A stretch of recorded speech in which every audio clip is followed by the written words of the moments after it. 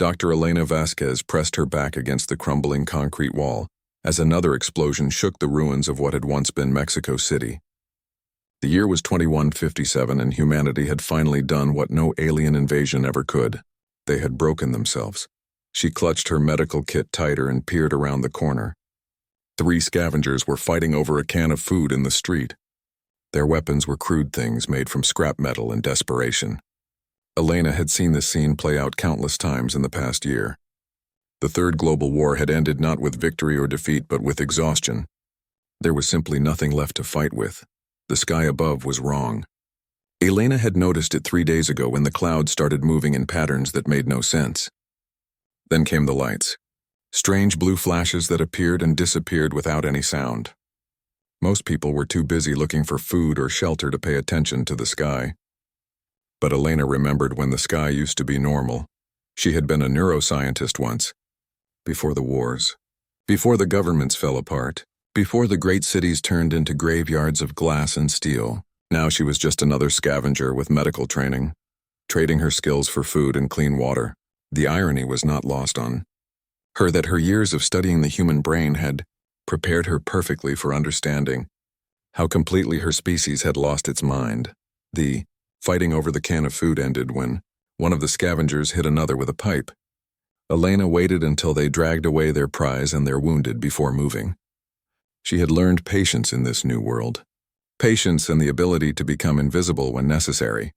Her destination was the old university hospital.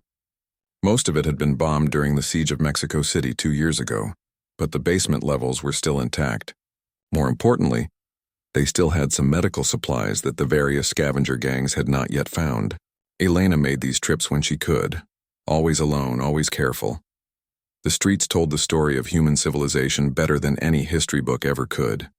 Burned-out cars sat next to the bones of massive robots that had been used in the final phase of the war. Children played in the shells of buildings that had once housed millions of people. Gardens grew wild in places where parks used to be maintained. Nature was already starting to take back what humanity had abandoned. Elena had heard the numbers before the communication networks finally died. The global population had dropped from 8 billion to less than 2 billion in just 30 years. The climate disasters came first, then the resource wars, then the complete breakdown of international cooperation. Countries turned on their neighbors, cities fought cities, and finally families fought families. The social fabric had unraveled so completely that there was no longer any such thing as organized government anywhere on Earth. She reached the hospital as the sun was setting. The building looked like a giant skull with its empty windows and collapsed sections. Elena knew every safe path through the rubble. She had mapped them all during her previous visits. The basement entrance was hidden behind a pile of debris that looked natural, but had been carefully arranged. As she descended into the darkness, Elena thought about the message she had received 3 weeks ago. It had come through one of the few remaining radio networks that still operated between the survivor settlements. Someone in what used to be called Brazil had detected strange signals from space, radio transmissions in patterns that did not match any known human technology. Elena had dismissed it at first. People were always reporting strange things these days. Stress and hunger could make anyone see patterns where none existed. But then she had started paying attention to the sky herself. The lights were real. The cloud movements were not natural. Something was definitely happening up there. The basement was exactly as she had left it. Medical supplies arranged in neat piles according to type and expiration date. Elena had always been organized.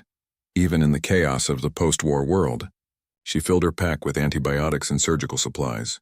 These would keep her trading partners healthy for another month. That was when she heard it. A sound like thunder, but continuous and getting louder. Elena dropped her pack and ran to one of the broken windows.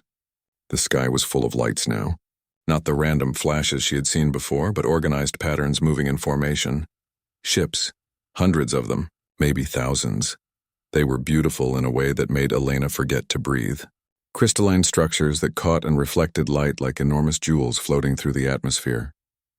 Each ship was different in size and shape, but they all shared the same flowing, organic design. These were not built by human hands or human minds. Elena watched as the alien fleet descended through the clouds.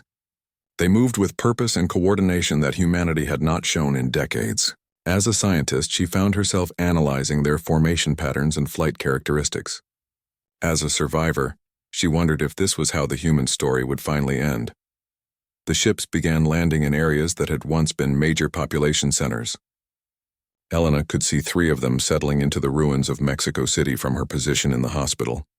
They landed gently, without the massive destruction she would have expected from vessels of that size.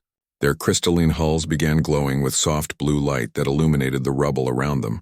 For several minutes, nothing happened. Elena found herself holding her breath as she waited for whatever would come next. Were these invaders coming to finish what humanity had started? Were they explorers who had arrived too late to find a functioning civilization, or were they something else entirely? The answer came when the ships began opening.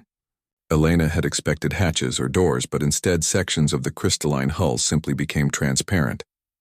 She could see movement inside, but the distance was too great to make out details. Then the first aliens began to emerge. They moved like humans, but were taller and more graceful. Even from far away, Elena could see that they were organized and disciplined. They formed up into groups and began spreading out through the ruins in patterns that spoke of military training and clear objectives. These were not explorers or refugees. These were conquerors.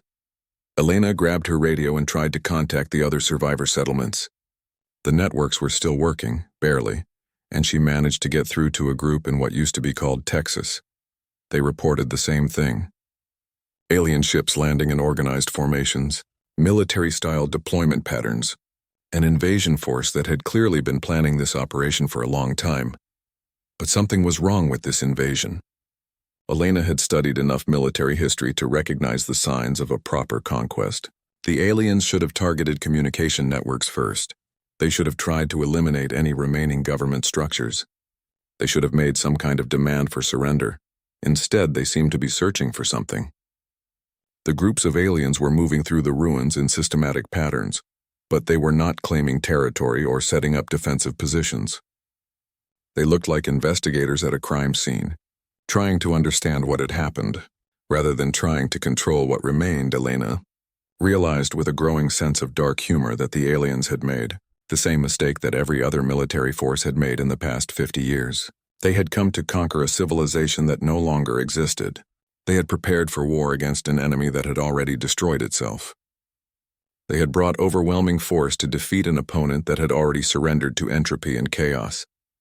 As night fell, Elena watched the blue lights of the alien ships glowing in the ruins of Mexico City.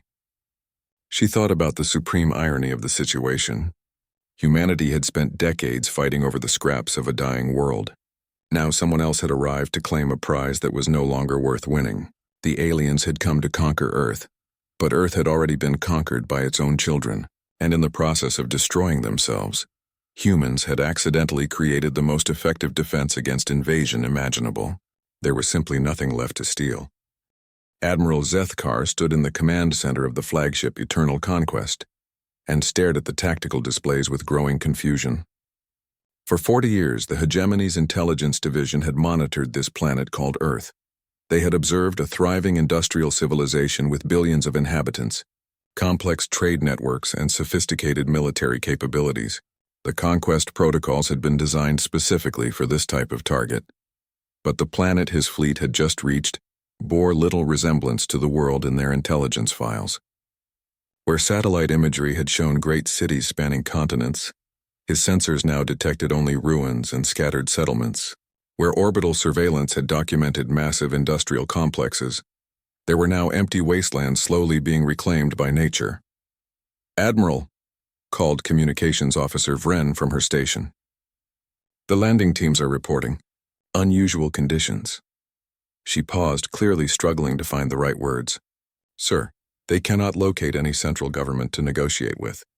The humans appear to have fragmented into thousands of small groups with no unified command structure." Zethkar turned to face the main display screen.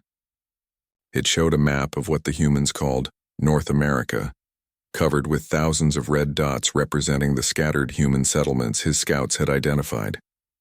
Each dot represented fewer than 1,000 individuals. There were no major population centers, no capital cities, no obvious military headquarters. "What about their military forces?" asked Zethkar. "Surely they have some form of organized defense. Strategic Officer Keth stepped forward with a data tablet. Sir, our ground teams have encountered armed groups, but they appear to be fighting each other rather than responding to our presence. Most of their weapons are primitive by our standards. We have found evidence of advanced military technology, but it has been abandoned or destroyed. The Admiral felt a familiar tension building in his chest. This was his third major conquest operation, and both previous campaigns had followed predictable patterns. First contact with local authorities, demonstration of superior force, negotiation of surrender terms, establishment of occupation zones, and integration into the hegemony. The protocols had been refined over centuries of successful expansion. Sir, interrupted the communications officer, I'm receiving multiple signals from the surface. The humans are trying to communicate with us, but they're not using any unified command frequency. We're getting hundreds of different voices on hundreds of different channels. They don't appear to be coordinating their responses. Zethkar ordered the main screen to display a sampling of the intercepted communications. The bridge filled with a chaos of human voices speaking in dozens of different languages. Some seemed to be offering trade. Others were demanding that the aliens leave their territory. A few were asking for help with medical emergencies. None of them sounded like official government representatives. This makes no sense, muttered Tactical Officer Hearn. Where is their planetary defense network? Where are their space-based weapons? Our intelligence reports showed this species had nuclear capabilities and orbital platforms. The orbital platforms are there, replied Sensor Specialist Quinn, or rather their wreckage is there. We've detected debris fields around the planet that match the configuration of military satellites, but they appear to have been destroyed years ago, by the humans themselves based on weapon signatures. Admiral Zethkar was beginning to understand the magnitude of the problem. The hegemony's conquest protocols assumed they would be dealing with a functioning civilization. There were procedures for overwhelming enemy fleets, negotiating with planetary governments, and managing conquered populations. There were no procedures for what to do when the target species had already conquered itself. Admiral, said the communications officer, I'm putting through a representative transmission from the surface. This one claims to speak for a group in the region they call Europe. The main screen flickered and showed the image of a human male with graying hair and tired eyes. He appeared to be sitting in some kind of underground facility lit by artificial light. Behind him, Zethkar could see other humans working on what looked like jury-rigged equipment. Greetings, said the human in accented Standard Galactic. I am Director Chen of the London Survival Collective. We represent approximately 40,000 humans in the region, formerly known as the United Kingdom. We assume you are here to claim our territory and resources. We wish to negotiate terms for cooperation. Zethkar activated the return communication channel. This is Admiral Zethkar of the Hegemony 3rd Conquest Fleet. You will prepare your planetary government for formal surrender negotiations. Provide us with the location of your capital city and the names of your senior leadership. The human looked confused. Admiral, there is no planetary government. There is no capital city. The last functional nation-state collapsed 8 years ago. We are the government of our territory, and our territory consists of the southern half of what used to be called London. If you want to negotiate with other groups, you will need to contact them separately. That is unacceptable, replied Zethkar. A planetary species must have central authority. Who commands your military forces? Who controls your industrial production? Who speaks for your entire species? Director Chen seemed to consider this carefully before responding. Admiral, I think there has been a misunderstanding. Our species has no central authority. We have no unified military forces. We have no industrial production beyond what each community can manage for itself. If you want to speak for our entire species, you would need to negotiate with approximately 12,000 separate groups scattered across the planet. Each one operates independently. Zethkar ended the communication and turned to his senior staff. The bridge was silent except for the quiet hum of the ship's systems. Finally, Strategic Officer Keth spoke up. Sir, I believe we have encountered an unprecedented situation. This species has achieved spaceflight and nuclear technology, but they have also achieved complete political fragmentation. There is no centralized structure for us to conquer, because there is no centralized structure left to conquer. Admiral Zethkar reviewed the tactical displays again. The red dots representing human settlements were scattered across every continent. Each one would require individual negotiation. Each one would need to be assessed, occupied, and administered separately. The logistics alone would require resources far beyond what the Third Conquest Fleet had brought. Communications, he ordered. Prepare a message to Hegemony High Command. Inform them that the target planet has experienced complications since our last intelligence update. Request guidance on modified conquest protocols for a fragmented civilization. As the message was prepared and transmitted, Zethkar found himself thinking about the human who had called himself Director Chen. The man had seemed intelligent and reasonable. He had offered to cooperate rather than fight. But he represented only 40,000 individuals on a planet that had once held billions. "Sir," called the sensor specialist, "I'm detecting movement around our landing sites. Small groups of humans are approaching under flags of truce. They appear to be bringing trade goods." Zethkar looked at the display showing the area around their largest landing site. Sure enough, humans were emerging from the ruins carrying bundles of supplies. They moved slowly and kept their hands visible. Some carried white cloth attached to poles. Others had painted symbols on their clothing that might have been attempts at peaceful communication. "They're not treating us like invaders," observed Tactical Officer Hearn. "They're treating us like potential trading partners." The Admiral realized that this was exactly the problem. The humans were not responding to the invasion as a unified species because they were no longer a unified species. They were responding as individual communities, each one looking for whatever advantage they could gain from the situation. Some wanted to trade. Others wanted protection. A few probably wanted weapons to use against their neighbors. Admiral Zethkar had conquered worlds where the defenders fought to the death for their freedom. He had conquered worlds where sophisticated governments negotiated complex surrender terms. He had conquered worlds where advanced civilizations tried to hide or escape to other planets. But he had never conquered a world where the target species had already been conquered by itself. The humans had done the hegemony's work for them, and somehow that made everything infinitely more complicated. 3 months after the arrival of the hegemony fleet, Dr. Elena Vasquez walked through the morning mist toward the alien outpost that had been established in the ruins of the old stadium. She carried a backpack filled with medical supplies and a small device that one of the other scavengers had built to translate basic concepts between human languages and the alien communication system. The aliens had not behaved like any invading army she had ever read about in history books.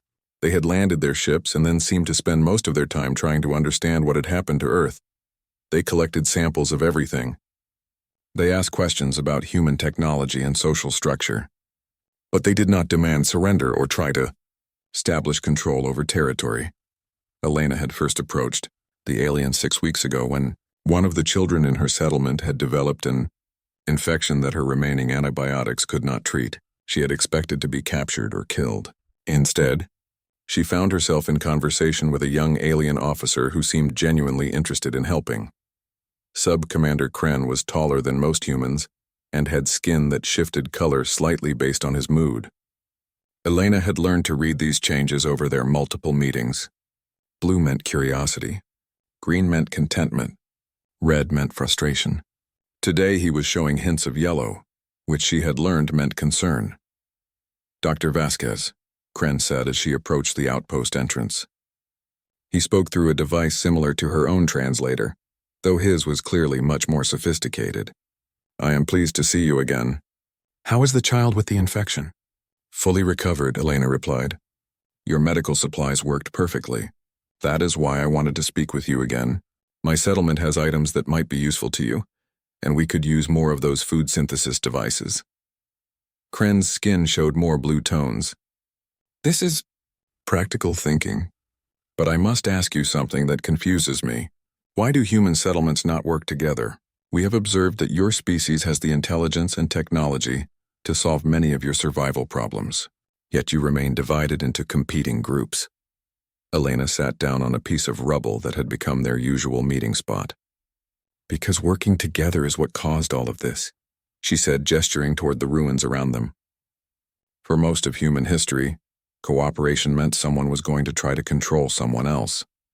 When everything fell apart, people decided that small groups were safer than large ones. "But this creates inefficiency," Kren replied.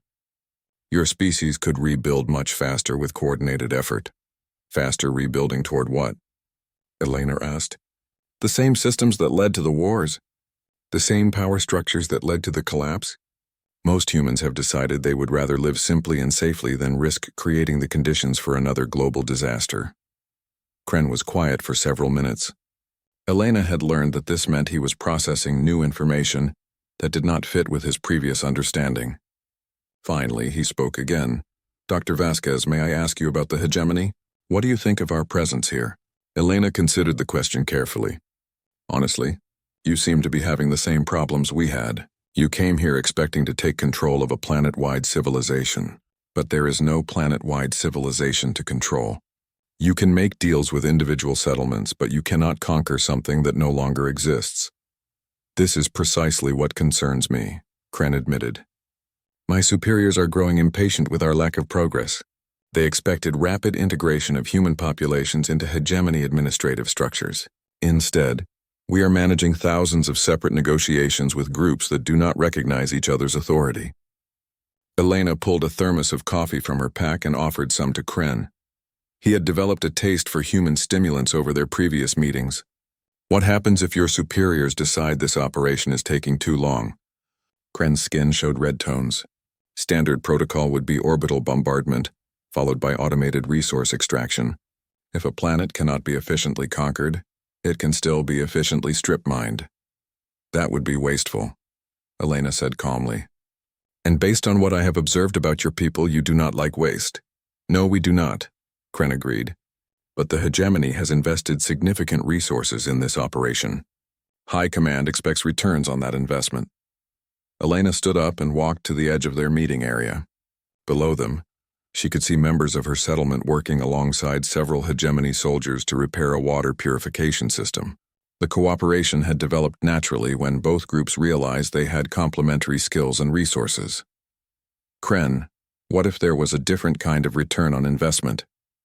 What if instead of conquering Earth, the hegemony helped rebuild it, not as subjects but as partners? Kren joined her at the overlook. I do not understand. Partnership is not a concept that exists in hegemony expansion doctrine. Maybe that is why you are having so much trouble here, Elena replied. Humans are not good at being conquered anymore. We have learned to be suspicious of anyone who wants to control us, but we are very good at working with people who want to help us survive.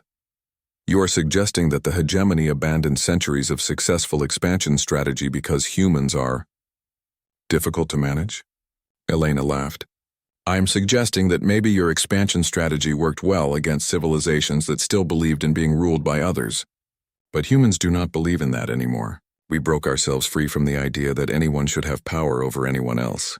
In the process, we also broke ourselves free from being conquered. They watched as more humans and aliens worked together below. The cooperation was spreading naturally to other settlements as word traveled about the practical benefits of sharing resources and knowledge. Elena had heard reports from other regions that similar partnerships were developing around alien outposts across the planet.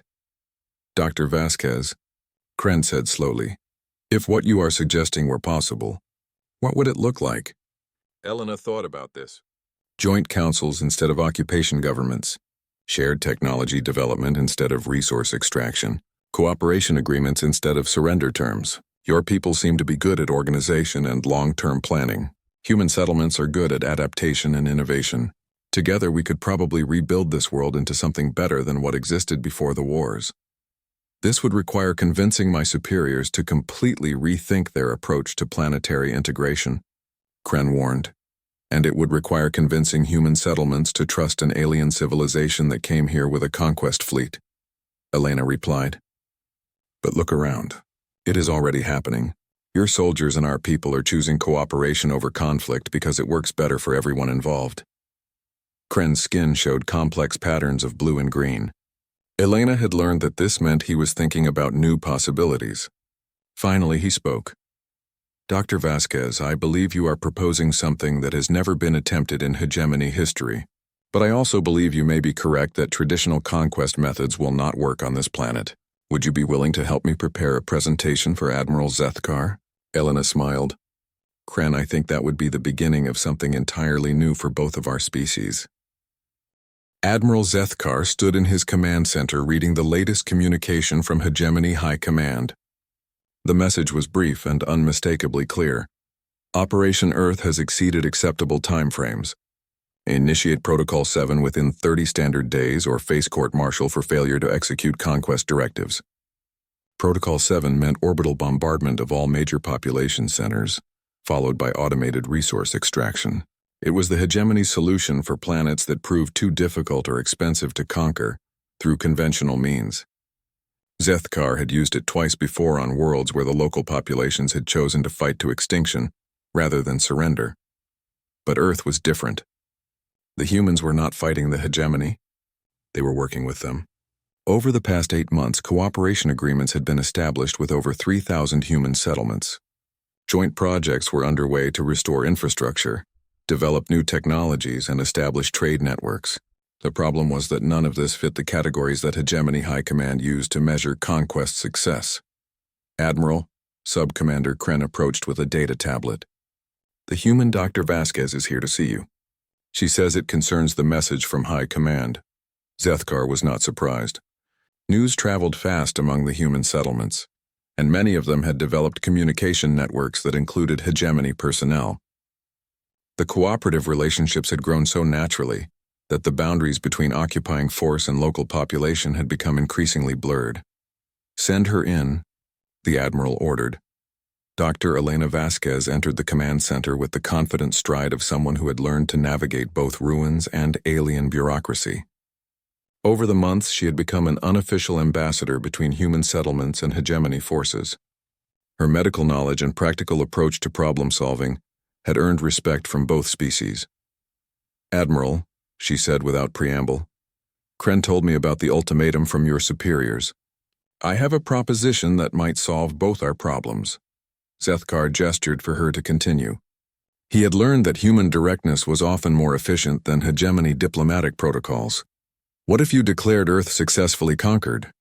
Elena asked. "Not conquered in the traditional sense, but conquered in a new way that your High Command has never seen before." "I do not understand," Zethkar replied. "High Command measures conquest success by population control, resource extraction rates, and administrative integration. Earth shows minimal progress in all these categories." Elena activated a portable display device that had been created through human Hegemony technological cooperation. "Admiral, what if we redefine what successful conquest looks like? Look at these numbers." The display showed data from across the planet. Agricultural production was up 40% in regions with joint human Hegemony settlements. Infrastructure repair was proceeding 5 times faster than pre-contact estimates. Most importantly, innovation was accelerating as human creativity combined with Hegemony knowledge and resources. "Dr. Vasquez, these are impressive statistics, but they do not represent conquest in any form that High Command will recognize." "But they represent something better than conquest," Elena argued. "They represent the creation of value rather than the extraction of value." "Admiral, how many worlds has the Hegemony conquered?" "Approximately 430 functional planets plus twice that number of resource extraction sites," Zethkar replied automatically. "And how many of those worlds are more productive now than they were before conquest?" Elena pressed. Zethkar paused. It was not a question that Hegemony doctrine encouraged officers to ask. Most conquered worlds experience initial productivity decreases due to resistance and administrative transition costs. Long-term productivity varies depending on resource availability and population compliance. "Admiral, what if I told you that Earth could become the most productive world in the Hegemony within 10 years? Not through forced labor or resource extraction, but through voluntary cooperation and shared innovation?" Sub-Commander Kren stepped forward. "Admiral, I have been working with human settlements for months. Their approach to problem-solving is unlike anything in Hegemony experience. They see obstacles as opportunities for innovation rather than barriers to overcome through force." Elena nodded. "Admiral, humans are not good at being subjects, but we are excellent at being partners. The settlements that are working with your people are thriving. The settlements that remain isolated are struggling. The difference is not about control, it is about cooperation." Zethkar reviewed the data again. The numbers were undeniable. Human Hegemony joint settlements were outperforming purely human settlements in every measurable category.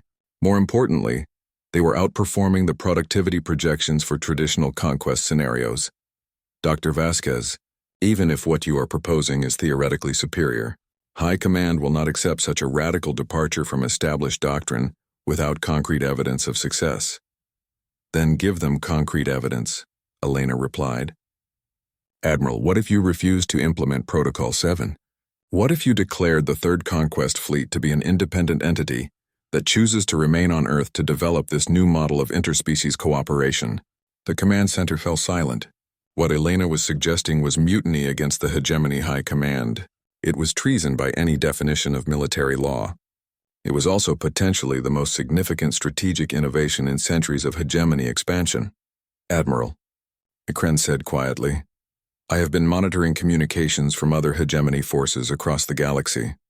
There are reports of increasing resistance to conquest operations. Several worlds have chosen complete destruction rather than surrender. Our traditional methods are becoming less effective as species learn from each other's experiences. Elena activated another display. Admiral, we have been in contact with human settlements across the planet. We have also been monitoring your communications with other hegemony fleets. There are over 200 officers in your fleet who have developed working relationships with human partners. There are 15,000 humans in joint settlements who have expressed willingness to defend those settlements against any threat, including threats from Hegemony High Command. You are suggesting that humans would fight to defend Hegemony personnel? Zethkar asked. I'm suggesting that humans would fight to defend their partners and their communities, Elena corrected. The fact that some of those partners happen to be hegemony personnel is simply how the relationships developed. Admiral Zethkar looked around his command center. Half of his senior staff were present and all of them had heard the conversation. He could see in their faces the same thoughts that were going through his own mind. The cooperation with humans had not just been more effective than traditional conquest, it had been more satisfying. Working with people instead of controlling them created different kinds of relationships and different kinds of results. Dr. Vasquez, he said finally, if I were to make such a decision, what would you need from me? Elena smiled. Admiral, we would need you to trust us the same way we have learned to trust you, and we would need you to help us show the rest of the galaxy that there is a better way for species to work together. Zethkar made his decision. Communications Officer, prepare a message to Hegemony High Command. Inform them that the Third Conquest Fleet has achieved a new form of successful planetary integration and will be remaining on Earth to further develop these methods. Tell them that Protocol 7 will not be implemented because it would destroy the most promising advancement in interspecies cooperation since the founding of the hegemony. As the message was prepared, Elena and Kren exchanged a look that spoke to the remarkable journey both species had taken from invasion to partnership. The humans had saved themselves by breaking their own civilization. Now they were about to save the hegemony by teaching them how to build something new from the pieces. 2 years after the arrival of the hegemony fleet, Dr. Elena Vasquez stood on the observation deck of the newly constructed Earth Hegemony Cooperative Council building. The structure had been built using a combination of human architectural creativity and hegemony engineering precision. Like everything else in the new world they were creating together, it represented something that neither species could have accomplished alone.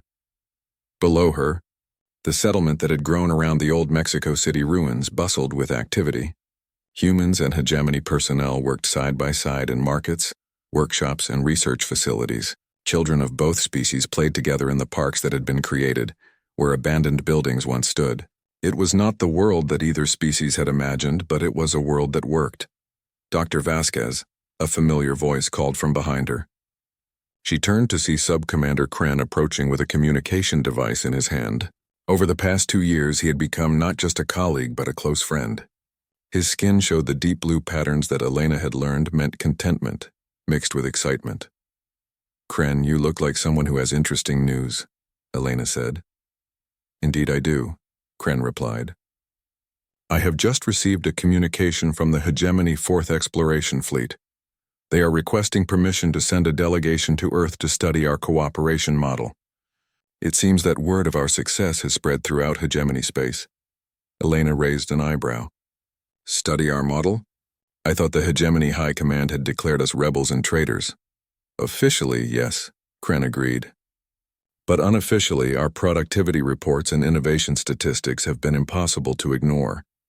3 other worlds have experienced complete population collapse rather than submit to traditional conquest. The High Command is beginning to consider that there might be alternative approaches worth investigating. Elena walked to the window that faced the spaceport. Admiral Zethkar's flagship still sat there, but it was no longer the command center of an occupation force.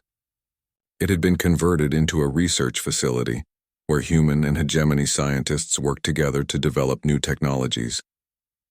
The weapon systems had been removed and replaced with laboratories and living quarters for mixed-species research teams. Kren, do you remember what Earth was like when your fleet first arrived? Elena asked. I remember ruins and isolated settlements struggling to survive, Kren replied. I remember thinking that your species had destroyed something valuable and wondering if it could ever be rebuilt. And now? Elena prompted. Kren joined her at the window. Now I understand that your species did not destroy something valuable. You destroyed something that was preventing the creation of something even more valuable. The old human civilization was built on competition and control. This new civilization is built on cooperation and innovation. Elena nodded. The breaking was necessary, Kren. Humans had to learn that our old ways of organizing society did not work. We had to become small enough to remember how to trust each other before we could become large enough to trust anyone else. They stood in comfortable silence for several minutes, watching the activity below. Then Kren spoke again. Elena, I have been thinking about something.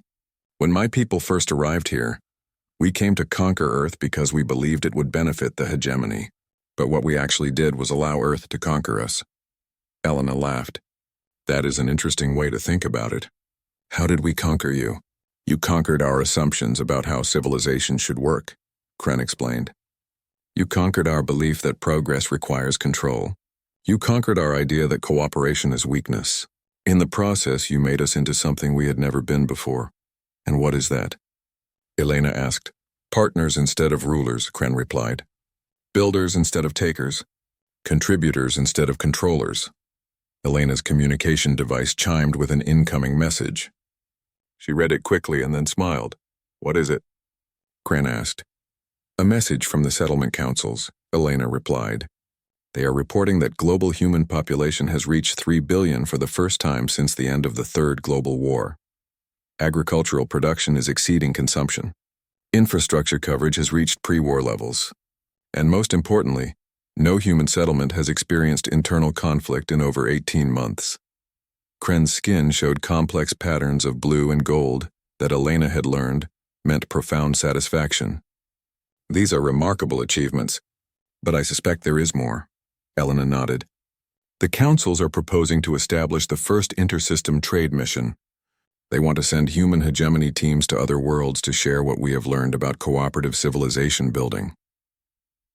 Do you think other species will be interested in what we have to offer? Kren asked. Kren, look around, Elena said, gesturing toward the thriving settlement below them. 2 years ago, this was a wasteland populated by desperate scavengers. Today it is home to 250,000 humans and hegemony personnel who have created something that neither species thought was possible. If we can rebuild Earth, we can help others rebuild their worlds too. Admiral Zethkar appeared in the doorway of the observation deck. Over the past 2 years, he had transformed from a military conqueror into something much more complex. He served as the primary liaison between Earth's cooperative councils and the growing number of hegemony personnel who were choosing to remain on Earth rather than return to traditional military service. Dr. Vasquez, Subcommander Kren, the Admiral said, I have news that I believe you will find significant. The Hegemony High Command has officially recognized Earth as an autonomous cooperative zone. They are withdrawing all demands for traditional conquest integration and are instead requesting formal alliance status. Elena felt a smile spreading across her face. Admiral, are you telling me that the hegemony wants to join us instead of conquer us? That is precisely what I'm telling you, Zethkar replied. More importantly, they are asking us to help them establish similar cooperative zones throughout hegemony space. It seems that our rebellion has become a revolution. Elena looked out at the settlement one more time. In the distance, she could see the memorial that had been built to commemorate the end of the Third Global War. It was not a monument to victory or defeat, but a reminder of what humanity had learned about the cost of broken cooperation and the value of rebuilt trust. "Admiral Kren," she said, "I think we should accept their offer. But not because we want to spread human values throughout the galaxy. We should accept because we want to learn what other species have discovered about building sustainable civilizations. Earth broke first, and that saved us from conquest. But Earth can also heal first, and that might save everyone else from the mistakes we made." As the three friends stood together looking out at the world they had helped create, Elena realized that the greatest irony of the invasion was not that the aliens had failed to conquer Earth. The greatest irony was that humanity's complete civilizational collapse had created the first truly sustainable model for interspecies cooperation in galactic history. Earth had been saved not by its strength, but by its willingness to admit weakness. Humanity had survived not by fighting the invasion, but by teaching the invaders that there were better ways to build civilizations than through conquest and control. And in the process, both species had discovered that the most powerful defense against being conquered was to create something too valuable to destroy and too cooperative to dominate. The armies had come to conquer Earth, but Earth had broken first, and that breaking had created space for something entirely new to grow, something that neither species could have imagined alone, but both species could build together, something worth defending not through weapons or walls, but through the simple revolutionary act of choosing to trust each other with the future.